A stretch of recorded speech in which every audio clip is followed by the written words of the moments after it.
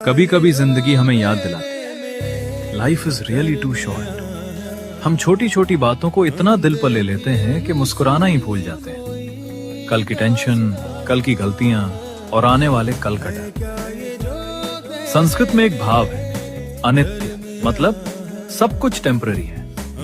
हर दुख, हर प्रॉब्लम एक दिन गुजर जाती है। इसलिए हर बोझ को हमेशा साथ लेकर चलना जरूरी नहीं।